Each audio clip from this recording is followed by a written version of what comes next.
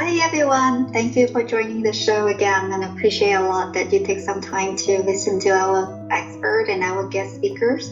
Today is a wonderful day and we're having David on the show. So hello David, how are you doing? Hello, I'm doing very well, and I am so glad to be with you both. We are so much grateful to have you on the show. And it's our culture that our guests and our speaker can introduce about themselves, and they're going to be honored for us. Would you please share with us a bit about yourself, Dave? Absolutely. So, my name is David Dye. I'm the president of a global leadership development firm called Let's Grow Leaders. And we work with leaders around the world to help them get breakthrough results they can be very proud of, but in a human-centered way. So we like to say, helping managers get results without losing their soul or their mind at work. So that's the work we do. Also an author, I've written six books and working on another one right now. Wow. Hey David, you have a phenomenal career and journey that you share with us about yourself in less than a minute. And so this conversation, we're gonna dive in deeper to explore more about the journey that leading to what you are doing today. And I know that Karen is she's left for the weekend to Boston already, so you with us the whole day today, all right?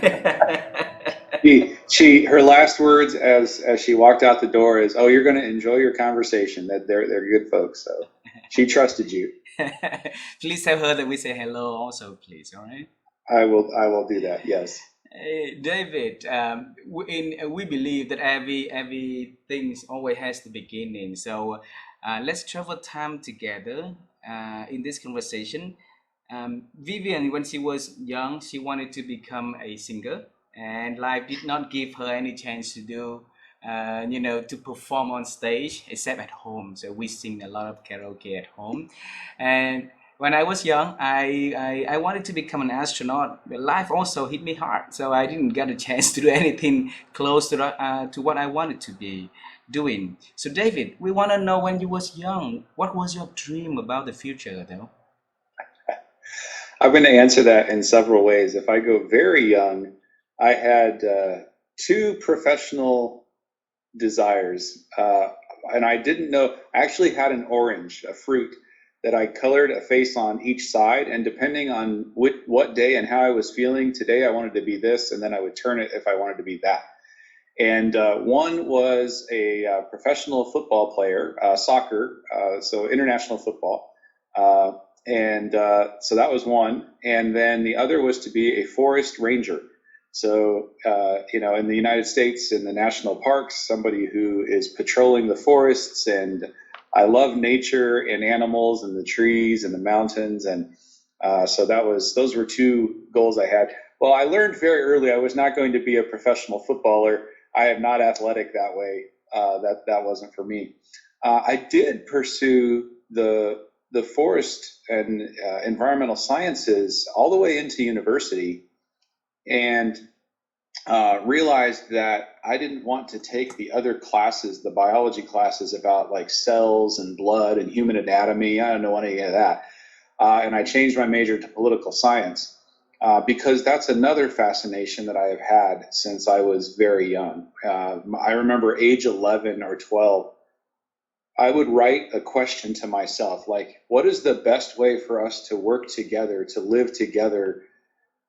Even as a child, I was thinking about those questions, and they continue to fascinate me. And that's been my life's work in many ways, is leadership development, investing in people, helping people become the best version of themselves. And in that, helping organizations to thrive and do good work as well. At the age of 11 and 12, you ask yourself that Yeah. big question. Yeah, I did. Sometimes people are surprised to hear that, but yeah, I did. Why did you ask I don't yourself know. that question back then? Did you remember? I was the oldest of 6 children, so I had leadership naturally given to me. Let me say, I had responsibility given to me when I was young. I wasn't a great leader. One of my earliest memories of leadership is my dad left for the day, and said, "Can you get the house clean?" And the house was a mess. And so I'm 11 years old. What do I know? So I thought for a while, and I said, "I've got it. I figured it out." And I had everybody come downstairs. We had a main level, and then there was a downstairs basement level. And once everybody was downstairs, I gave them assignments, and then I locked the door and said, "You can come out of the basement once it's clean. I'll just keep you locked in there until you get it done." I do not recommend that as a strategy, but that's what I did. So I was, I let them out eventually, and then you start realizing, oh, that didn't work. What happened the next time? They locked me in the closet, like that. And so I started, okay, this isn't working. Well, how can we do this? What does work?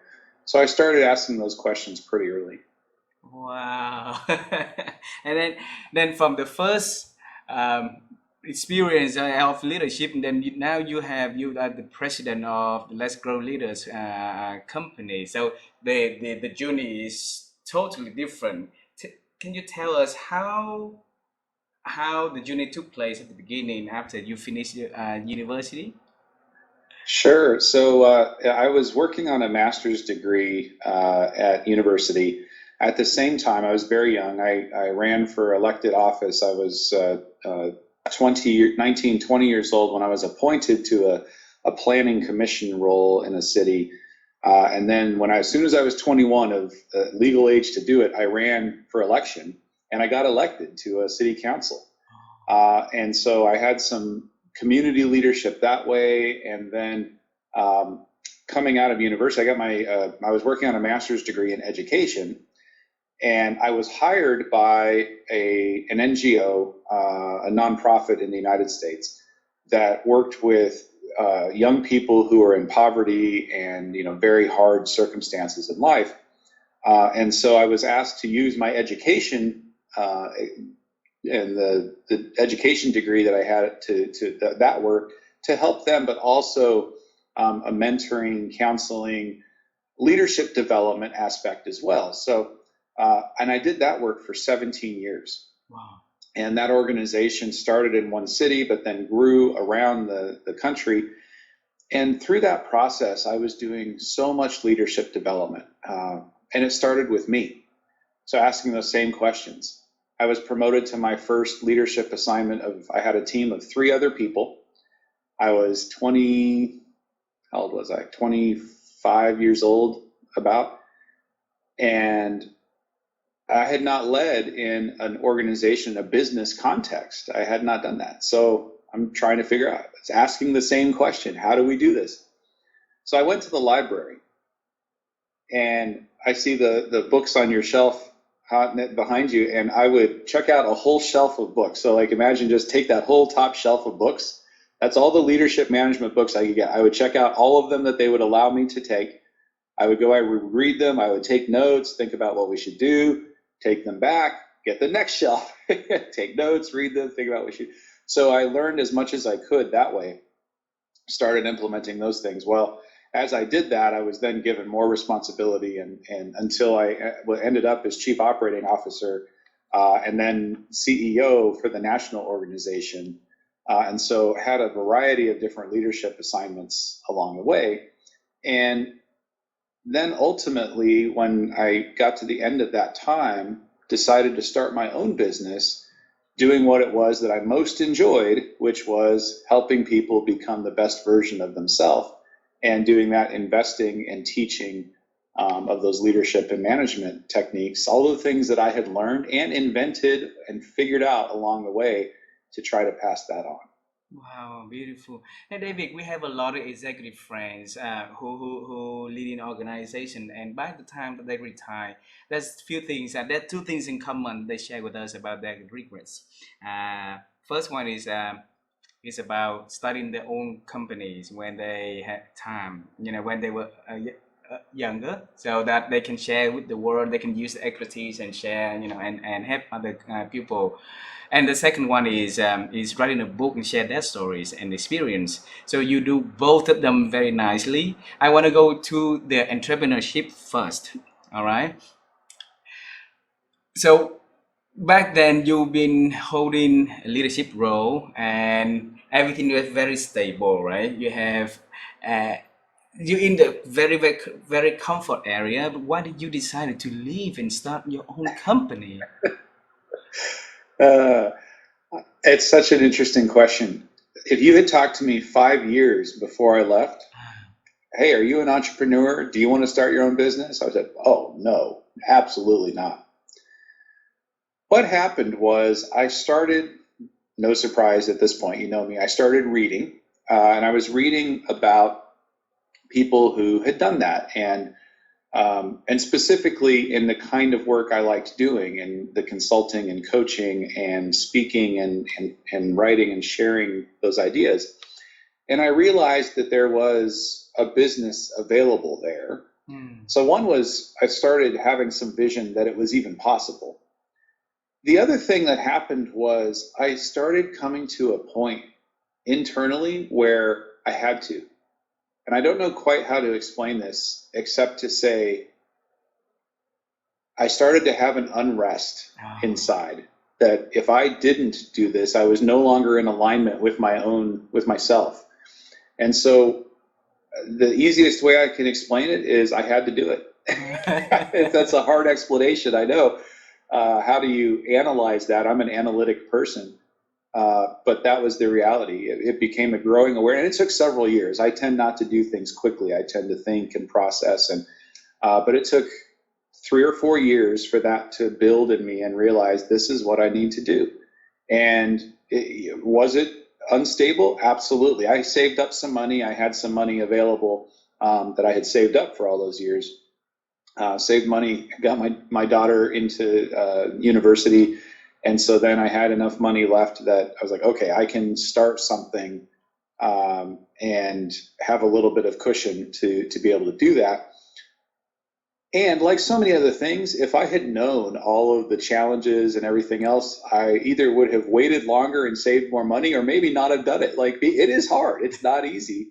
So, but I think so many things in life, if we wait until we're just fully ready, you never take the leap. So, yeah, it was good that I did. Well, do you still remember the moment on the day that you say today is the day that you started your own company? How do you feel on that day?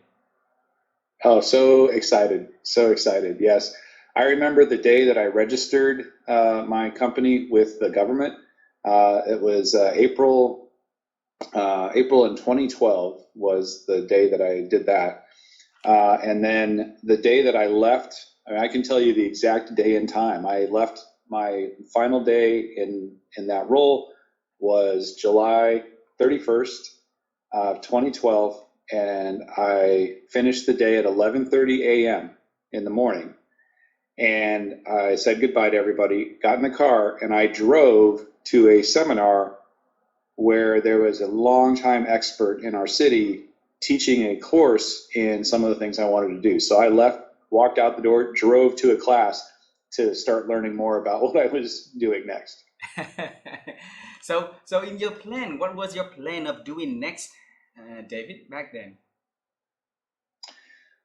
The plan of what I was going to do next was to help people, as I said, become the best version of themselves in a combination of coaching, consulting, leadership development, and training, those kinds of expertise. And I did all of that. I facilitated strategic planning sessions for boards.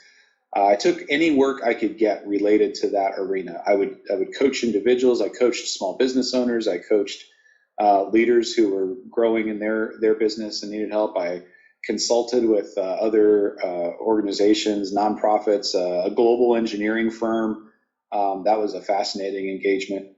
And so any of that kind of work that I could get, that was the plan. Take all of it I can get and then start moving, start growing, and see what happens. And writing the book along the way, the first one. We're gonna get to the writing really soon. I want to ask you one more question before we move to the writing part, okay?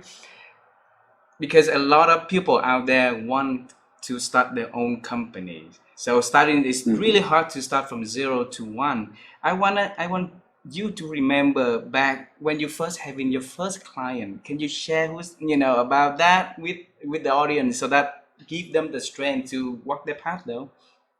Yeah. Very, very first client was a woman by the name of Jennifer. And it was a small engagement, but she said, you know, I know that you know something about this topic, the thing that she needed help with. She said, I have got a meeting of stakeholders for my company. It's 3 hours away from where you live. Would you be willing to drive? I can pay you this, reimburse for gas, and pay you this amount. Can you come and do that? And I said, I'd be happy to. And that recognition. So, and that's the thing I would say, as you're thinking about doing something, any business, you have to be fulfilling a need that customers have.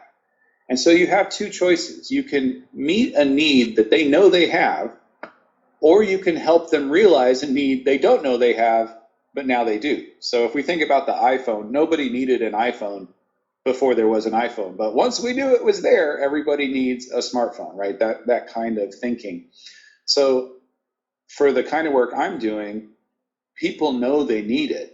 And sometimes it's a matter of being clear that I've got those ways of helping. So for me, content marketing, but that's a fancy word, but I say writing blogs and writing articles and sharing those with the world and on social media, that's how I started. And that's how I still get work that way today. But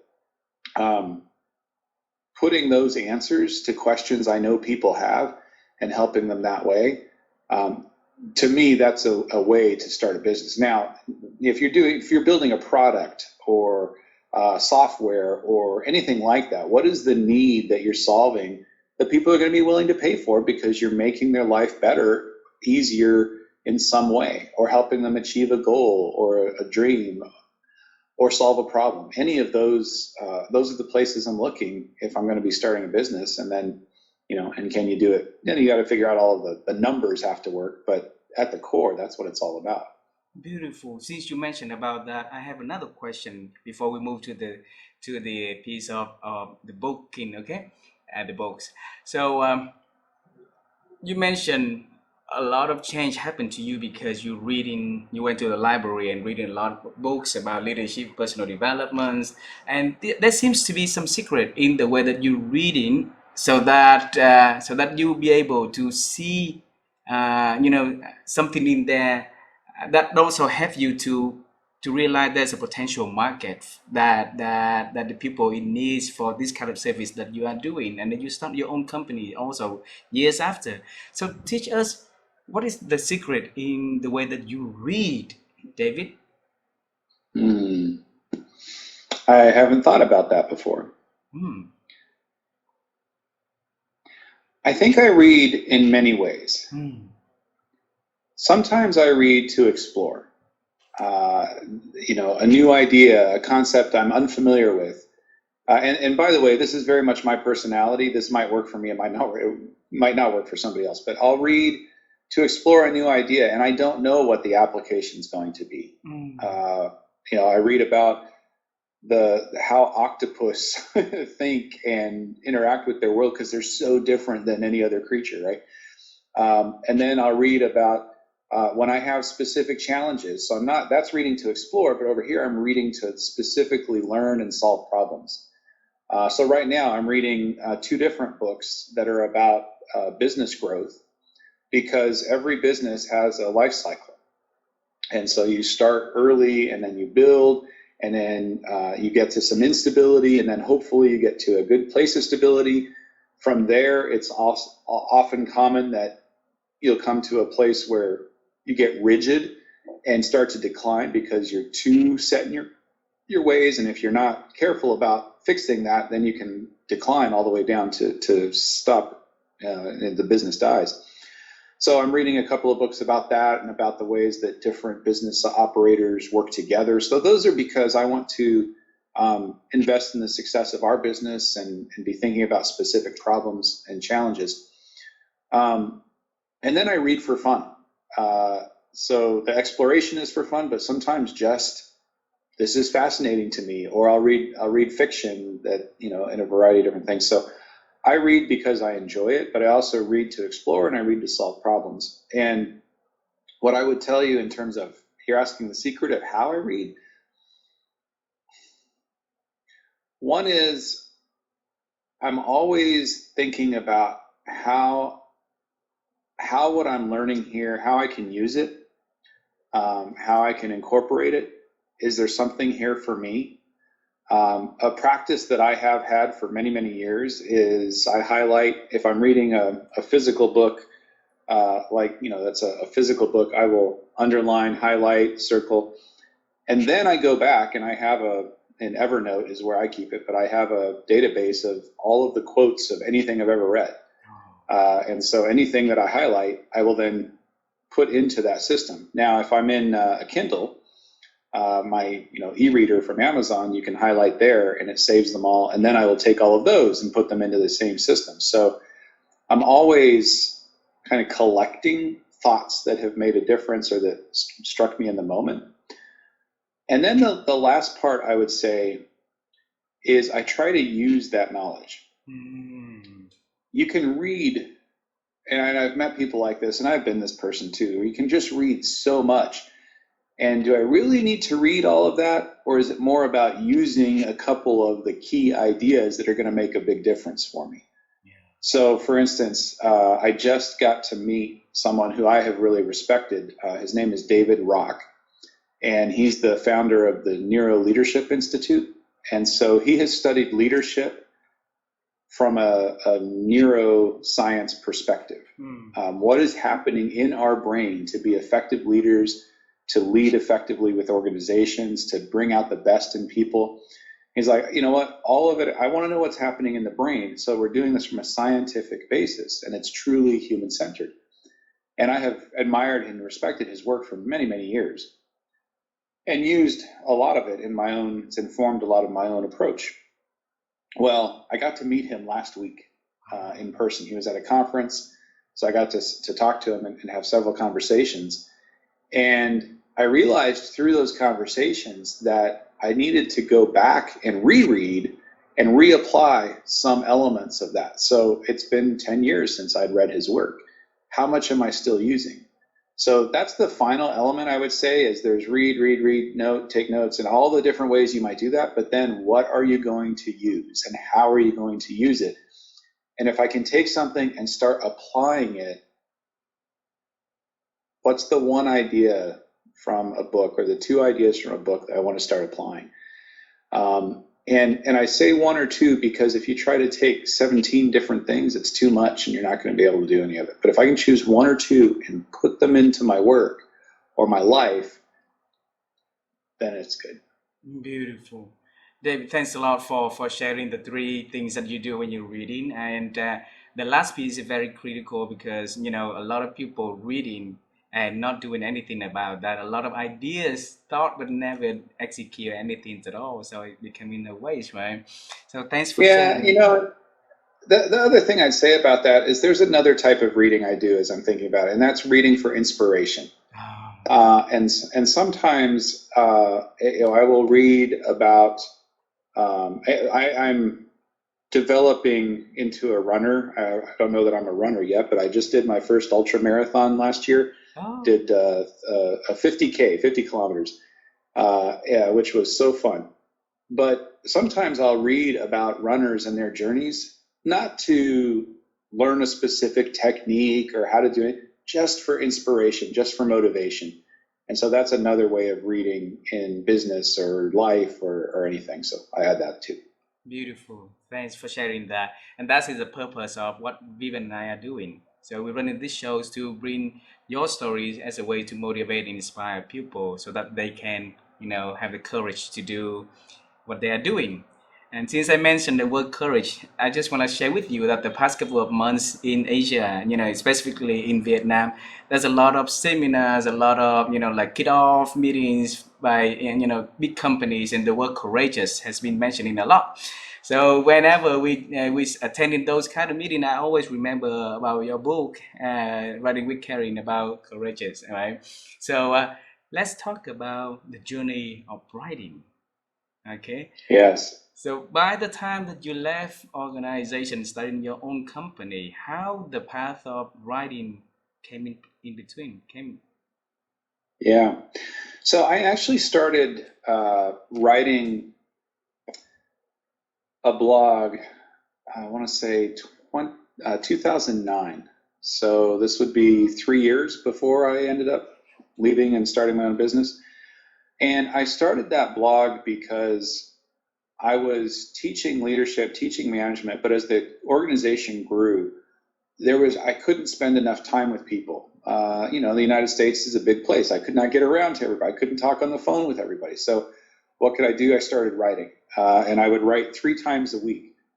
And so 2 of those would be wisdom lessons I wanted to share. And then every Friday I would write a book review. So, I had read many, many leadership books, so I wanted to share some of what I found useful about those and highlight those. Plus, it was a way to build relationships with other leadership authors.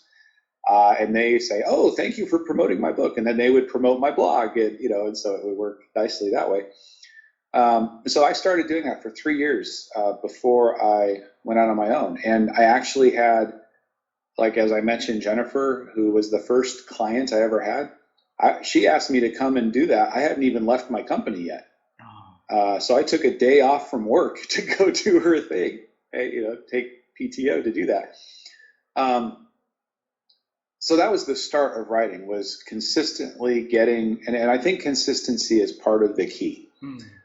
People, I get asked about writing all the time by people who say, "Hey, I want to write, I want to do a book, I want to do what you do." And the number one thing, if you think you're a writer, writers write. Writers write. So write every day, 3 times a week, whatever your practice is, to be disciplined about that and keep to it. Some days you're going to write stuff you don't like, and that's okay. You have to write that in order to write the good stuff. And so I remember a conversation that I was having with a very good friend of mine who is a science fiction author. And we were having a beer one afternoon, and this was before I started the blog. So this would have been, maybe summer of 2009. I said, I really want to write. I want to do this blog, but I'm worried. He said, "What are you worried about?" And I said, "Well, I'm worried that my thoughts, whatever I write today, it's not going to be good enough for what I believe in 3 years from now. But now it's out there. And if I wait 3 years, I'm going to know more, I'm going to learn more, I'm going to write better." And the way, and without using the bad words, but the way that he said it is, you're right. Some of what you write is going to be crap. It's going to be bad. But you have to write the bad stuff in order to write the good stuff. Beautiful. So start. And you know what he did? He gave me permission to be bad. That I didn't have to be perfect. That I didn't have to do everything right the first time. And I needed that. It unlocked a door for me, and I stepped through it, and I was like, "Oh, great." And I started writing. And so have written, I don't know, between Karen and I together, we've written so many thousands of blog posts and articles. And then when I went into business on my own, I really wanted to write a book to codify some of my thinking and to represent my thinking around some of those core leadership principles. And so I started writing that book, and I can go into that process, but let's see where you want to take the question next. David, when you were really, really young, you had a dream of becoming an international soccer, right? Or a forest ranger, and then come to leadership development because into the political science. There was never in the interest of becoming an author or becoming a writer whatsoever. I want to bring you to the summer before July 2000. That might not be true. I might have always wanted to be an author. I think. Oh, you do? I think so. It was not a profession that I imagined as a career goal. It was something that I've loved reading since I was a child, and so the idea of writing a book, I always wanted to. But there were 2 things that I thought. One was my writing teachers in school when I was young came from a tradition that they didn't reward creativity. They were only looking at the punctuation and the grammar. And so that squelched my creative writing pretty early. I now write creatively on my own just for fun, but it took me a while to get back to it. And then there's nonfiction writing, and this is the way I thought. It's pretty funny. The way I thought about it was, I have to live a while before I can write nonfiction. There's these people that try to start writing nonfiction when they're 20 years old. I'm like, I'm 20, I don't know anything. This is the way I thought when I was 20. I'll wait till once I get to 40, then I'll know enough to start sharing it with the world. Well, I actually started about when I was 30. And I went to a meeting, I think it was at a church I went to, and I heard somebody talking about sharing what you have to share with the world. And it was another one of those where it was like, okay, I need to start writing. So I always had wanted to write, but I never saw it as a career path. Now it's so integrated in that career, absolutely. But it took some encouragement, some motivation, some unlocked doors to allow me to get there. Who was the gentleman that had beer with you in that summertime? Yeah, his name is Matt. Matt. He's probably my very best friend, apart from my wife. I've known him since 7th grade. Well, why did you choose to talk to Matt and ask him about writing? Because he was a writer himself, and he had been a writer since I'd known him. I mean, in high school, we went to 7th, 8th grade, all the way through 12th grade in the U.S. together. And the whole time I knew him, he was always writing something, stories, fiction, always poetry, and then he got to write other things. He is a published science fiction author and editor.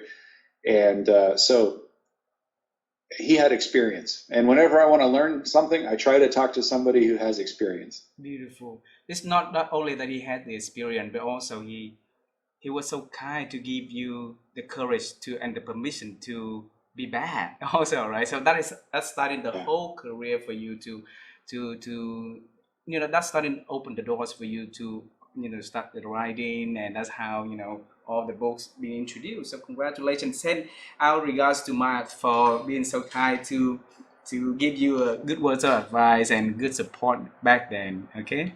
I will do that. I happen to know that today he is at a conference in Denver, Colorado about writing, and he's on a panel sharing some of his thoughts about writing. So I will send him a message and let him know.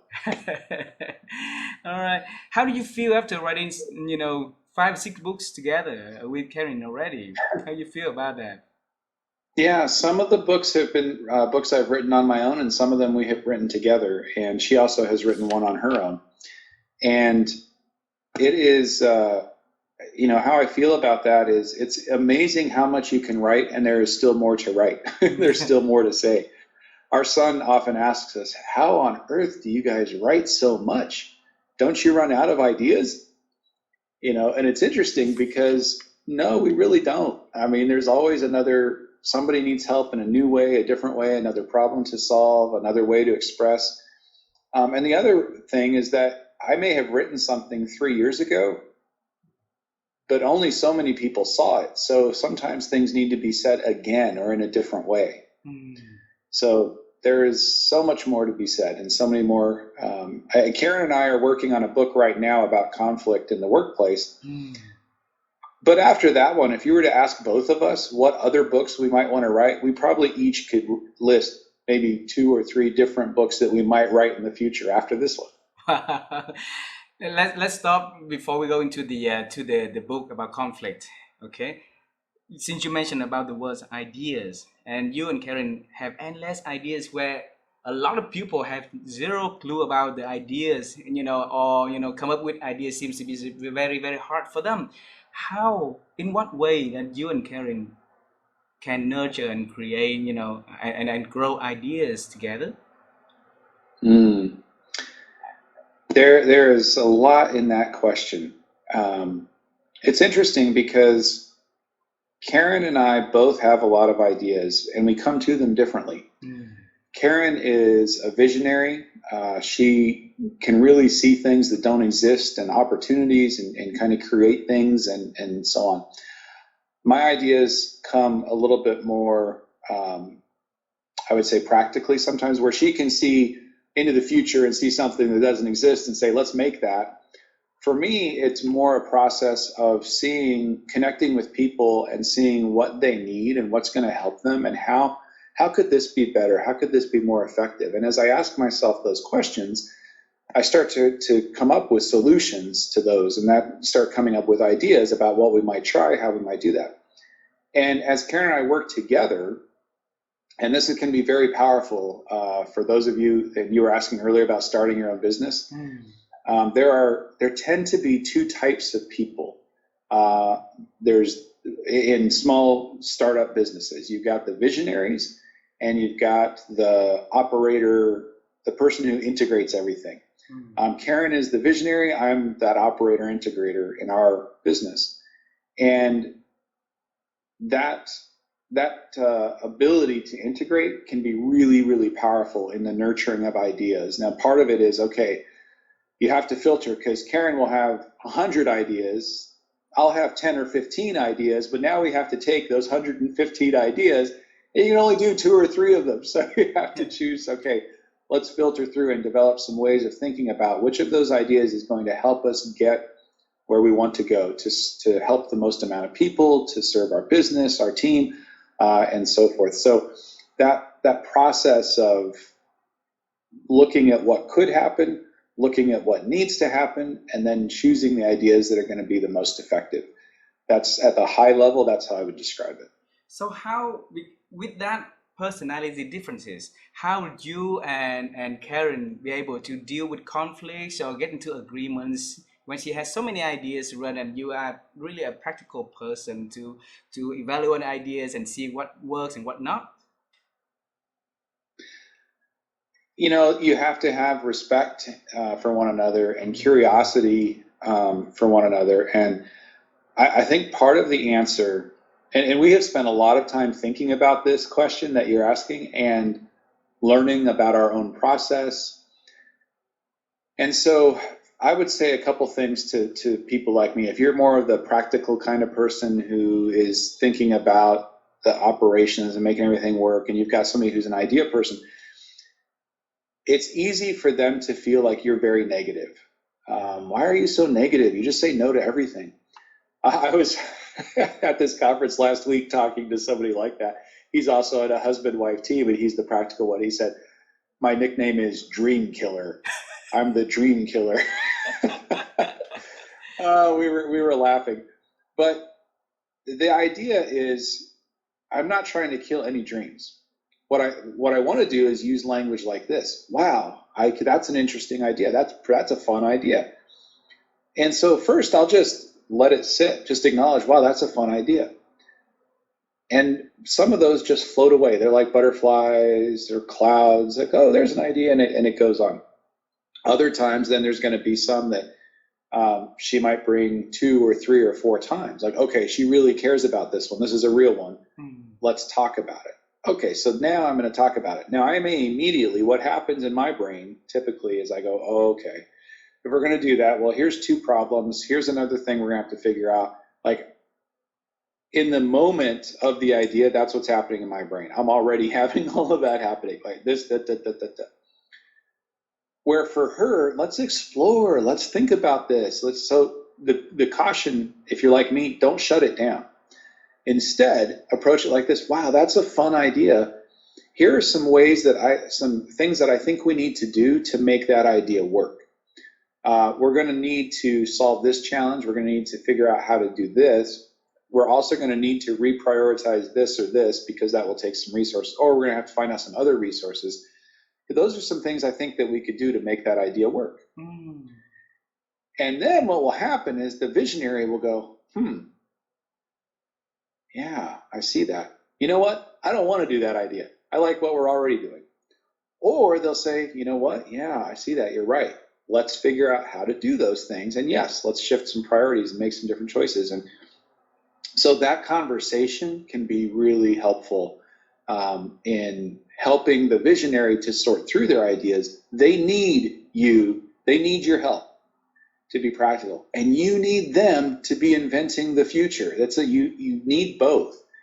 And so a lot of the magic is figuring out how to do that together. Wow.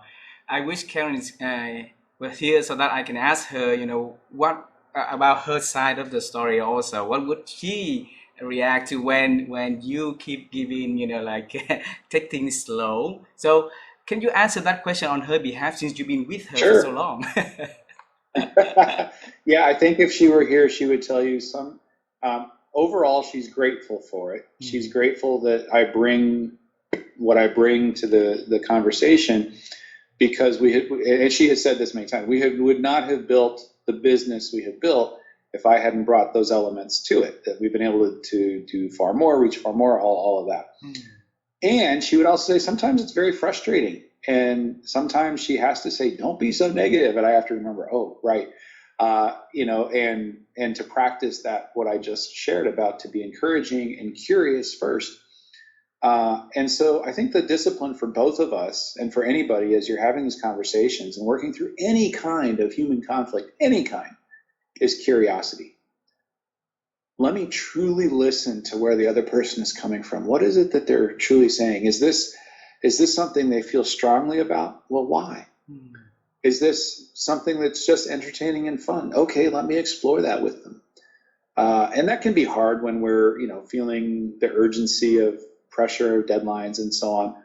Well, in those cases, I'll say, listen, right now, I'm feeling really stressed because I've got to get this, and this done.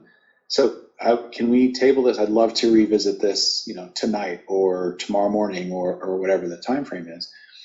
But just that respect and consideration and understanding that you are different from other people, and those differences can be wonderful and build so much more together if we can honor them and get curious about them instead of just being frustrated by them.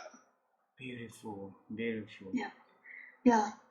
David, I just have a curiosity question. So when you was 11 years old, you asked your sibling, how can we do it together? And that become your, specialization in this field. And you ask leader now, how can they do that? They can do better for their organizations. So it's a very long time. That question is still valid. And what would be the blind side from the organizations and the leadership that they still need help not to see the way to work together more effectively? Many organizations, Vivian, they will develop silos. It's very, very common and very natural. And the reason that happens is we all have our kind of work. So in our organization, I do a lot of operations, instructional design. I see the world through the lens of the curriculum development and all of that, and in making things work smoothly. Karen is in charge of sales and marketing, and so she's always thinking about how we can be known, every opportunity to do things. I just don't think that way. I'm good at the things I'm good at. She's good at the things that she's good at. And there is a tendency in every organization for us to focus narrowly on the things that we're really good at. And so those blind spots develop. What good organizations do, what effective leaders do and effective managers, is they realize that my job is only partly looking at what I'm doing. It's also to be looking across and engaging with other people and asking those questions of one another, learning. I was just working with a global technology company a couple of weeks ago, and their EMEA head for Europe, Africa, Middle East, Asia, he said, one of the most important questions anyone in my division can ask is, any leader, how does our work affect other people in this organization? How does it affect other teams?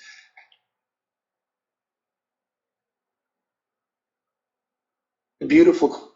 And it's a leadership question, and it keeps us from just looking at our own team or our own product or our own thing, is if we can consistently be asking that of ourselves and of our teams, then it forces us to lift our gaze and go, oh, okay, and that is half of the work. So if we allow it to only be this, then we get stuck, we get blind spots. If we recognize and force our gaze up and build in some structures to help that happen, then that can help us not have those blind spots. So how can we help leaders to, instead of seeing in the silo, start to see that how their works impact other divisions also, other people also? Yeah. A real practical way you can do that is to form a team that has cross-functional responsibilities, and where they're jointly responsible for things. I'll just give you an example. Another leader that I was talking to who runs an international firm, training company like ours, when he was going through this process, what he did to break up pillars was, instead of having, okay, there's your operations group, there's your sales group, there's your warehouse group, your project management team, and that's the way it used to be, is they each did their individual function. And then the client's experience was they'd work with the salespeople, then they'd work with the project manager, then they work with this, and they work with this. And it kind of was disjointed. The way that he reorganized was he just did a couple of cross-functional teams, where now there's a team of 2 salespeople, 2 project managers, 2 warehouse people, and they're going to have a portfolio of clients where their success and compensation elements and all of it related to how that team performs for the client's success overall. So that was an example. And they didn't force anybody to do it. They said, we'll take volunteers. And they did a couple of those, and they found that the people who were doing it that way had way better results. And eventually the whole company said, yeah, we want to do that too, because they saw the proof that it was more effective. So starting just small with just a little bit of that, or just on one topic, can be helpful. Another is acknowledging the fears that are in the room. In courageous cultures, we talk about this, call it a fear forge, but when you start having these conversations, normally everybody has some hidden fears that you got to get those on the table and acknowledge that people are worried that, yeah, I may do this, but now nobody else is, and then I'm going to be left standing there looking dumb, and now I'm going to fail at my core responsibilities. So you got to build some structures in to get those things on the table, build the accountability in as a leader. What are you doing to practice accountability to ensure that people truly are working together? And then the final piece is a leader, and this is the one that leaders don't like to hear, but is important. Are you preventing the very thing you want? So I'll give you an example from a client, engineering firm who really wanted cross-functional cooperation, everybody working towards this new global product launch. Okay, very clear on that. Everybody knew this product launch, most important thing for our business for the next 2 years. Well, his engineering and sales team were just, yelling and screaming at each other. I had never seen that before. It was bad. So I sat down and said, what's going on? Well, it turns out the engineering team, they were devoting 100% of their time to developing and testing the new product. That's what we were told. Number one thing. Well, the sales team, which also included customer service, has a bucket of existing customers who are the people most likely to buy that new product. Well, to keep them happy, they needed to service the existing product, which required time from engineering that engineering didn't want to give them. So because they were siloed and engineering was just looking at engineering and sales was just looking at sales, when they would get frustrated with each other, the CEO would get frustrated and say, well, why can't you figure this out? Rather than looking at it and saying, oh, he'd actually created systems that incentivized them to be in conflict. So sometimes you also need to look at your systems and say, are our systems supporting courage, speaking up, collaboration, or are they getting in the way? Wow.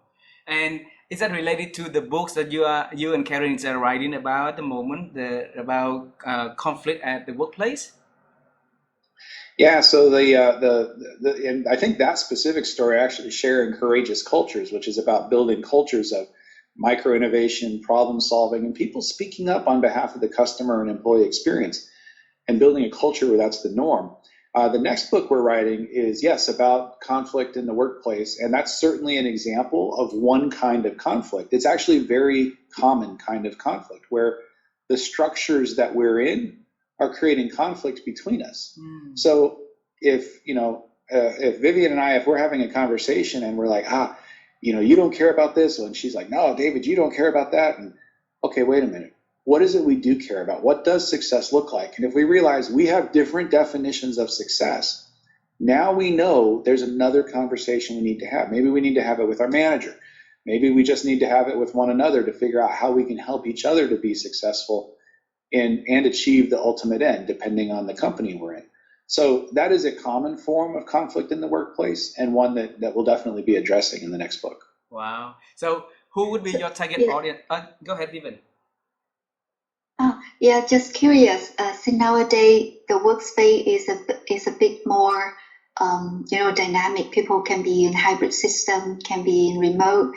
Would that conflict will be dramatically different than what it used to be? Such a good question. And in our World Workplace Conflict Survey, worldworkplaceconflictsurvey.com, if we'd love to get your voice if you're listening.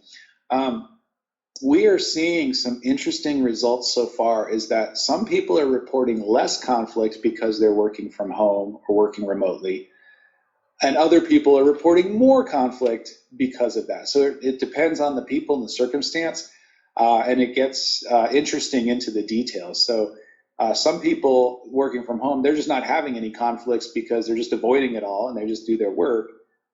But the cost of that is there's less collaboration, creativity, problem solving, which is the healthy kind of conflict. We need conflict. We need different ideas if we're going to make the best decisions. And so that's the best kind of conflict. So we want more of that good kind of conflict, less of the destructive that focuses on people and tears down and makes us miserable. We don't need that, but we do need this. Well, so we are looking forward to reading your book so that we can apply to our organization how we can create a good kind of conflicts that foster innovation, foster deeper conversation and stuff. So when is the book going to be introduced to the market, David? May 2024. So we have more than 14 months now, 13 months from now. From the time we're recording, yes. Yeah. Yes, it takes a while to get books out in the publishing process. Wow, we look forward to reading that book. I have one last question for you today, and I will reserve the last questions about thinking for Vivian to ask you. So Vivian, can you help? Yes. So David, I learned a lot from your side that since the day that you started to do something, you learn a lot through reading. And this is something that we wrote for the book is thinking with the letter K, knowledge. And it seems like knowledge kind of builds up a lot for the process of thinking, and then you select it from there. And a lot of people would be saying that they are thinking, but they may not equip themselves, to think properly. And you are the thinker. You think a lot how to do it, how to improve things. And we would like to pick your brain on that process. How would you help yourself to expand the thinking? Yeah. There's always somebody who knows more than you do. Who are those people? So that is one of the things that I have believed in, I think, my whole life.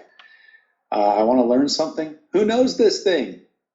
Somebody knows it, and at least they know it better than I do. And I want to find those people. And sometimes that means reading a book. Sometimes that person is dead and they lived 100 years ago, but they still have that knowledge. And so a book can do that for me.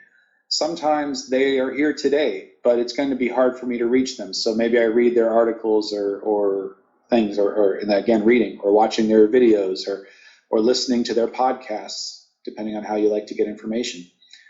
And then other times, I'm going to try to have a personal conversation with that person. I've done that many, many times.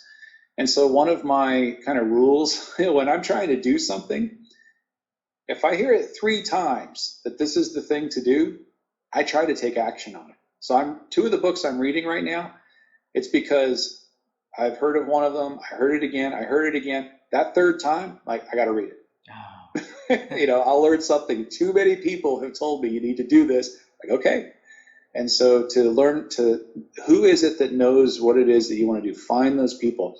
And if you truly exhaust that and there isn't anybody who knows, okay, now you're in a place of creativity and invention, and that that's a good place to do. So is there anybody with anything similar that you can learn from?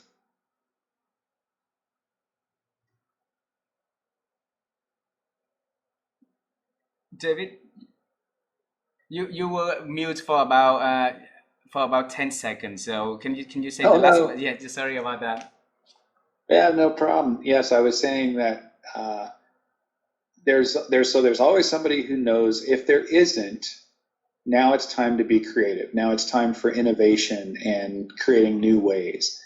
And so there's still something you can learn from other people who are good at innovation and creativity. And so as you are needing to do that, you can also learn, okay, what are the kinds of questions they ask? So there's always somebody to be learning from. And that's the way that I approach that. Beautiful, beautiful. I say I have a last question for you, but then I have another one. Is that, and then this is going to be concluding our conversation. Is that okay to ask?